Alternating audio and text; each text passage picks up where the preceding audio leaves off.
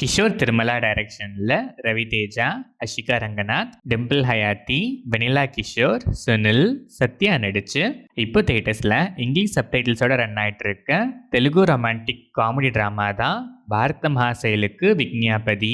குவாலிட்டியான ஒரு வைனை ப்ரெசென்ட் பண்ணியும் அது ரிஜெக்ட் ஆனதால அது எப்படி ரிஜெக்ட் ஆச்சுன்னு கண்டுபிடிச்சு அந்த இஷ்யூவை சால்வ் பண்ணணும்னு ரவி தேஜா ஸ்பெயினுக்கு கிளம்பி போறாரு.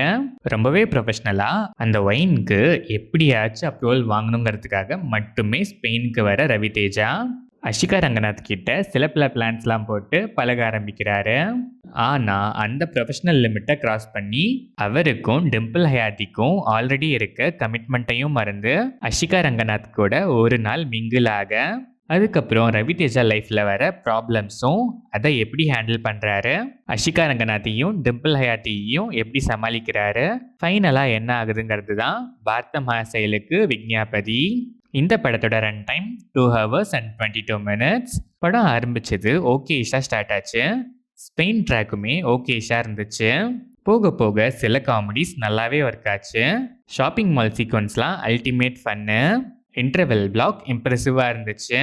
செகண்ட் ஹாஃபில் சில காமெடிஸ் நல்லா லேண்ட் ஆனாலும் பல காமெடிஸ் அந்தளவுக்கு ஒர்க் ஆகலை, ஃப்ளாட்டாக இருந்துச்சு. அஷிகா ரங்கநாத்தோட அண்ணா ட்ராக்லாம் டோட்டலாக ஒரு போரிங் ஃபீல் தான் கொடுத்துச்சு. சில ரீசனிங்ஸ்லாம் கன்வின்சிங்காக இல்லை, ஆனால் கிளைமேக்ஸ் ஆஸ் எக்ஸ்பெக்டட் டீசெண்டாக தான் இருந்துச்சு. ரவி தேஜா மாஸ் மகாராஜ்னு பல படங்களில் ஆக்ஷன் வயலன்ஸ்னு பண்ணி இதில் அதெல்லாம் இல்லாமல் ரொமான்ஸ் மகாராஜா பெர்ஃபார்மன்ஸில் நல்லாவே ஸ்கோர் பண்ணுறாரு. அஷிகா ரங்கநாத்துக்கு ஸ்கோப் நல்லாவே இருந்துச்சு, நல்லாவே பெர்ஃபார்மும் பண்ணியிருக்காங்க. ஒருத்தர்கிட்ட ஏமாந்தாலும் மை லைஃப் மை சாய்ஸ்னு ஆட்டிடியூட் காமிக்கிறதுல நல்லாவே ஸ்கோர் பண்ணுறாங்க. Dimple Hayathi innocent possessive characterization எமோஷ்னலாக சில சீன்ஸில் நல்லாவே கனெக்ட் ஆச்சு. Neat performance. Vennela Kishore comedies மோஸ்ட்டாக நல்லாவே ஒர்க் ஆச்சு. ஆஸ் யூஷுவல் கேஷுவலாக பெர்ஃபார்ம் பண்ணியிருக்காரு. சுனில் வர சீன்ஸ்லாம் நல்லாவே சிரிக்க வைக்கிறாரு, நல்லாவே பெர்ஃபார்மும் பண்ணியிருக்காரு. சத்யா போர்ஷன்ஸ் அந்தளவுக்கு இம்ப்ரெசிவாக இல்லை. எனக்கு இவரோட போர்ஷன்ஸ் தான் ஒன் ஆஃப் த மேஜர் ட்ராபேக்னு ஃபீல் ஆச்சு. பெர்ஃபார்மன்ஸுமே ஓவர் ஆக்டிங் ஃபீல் தான் கொடுத்துச்சு. அதான் ஆர்டிஸ்ட்லாம் டீசெண்டாகவே பெர்ஃபார்ம் பண்ணியிருக்காங்க.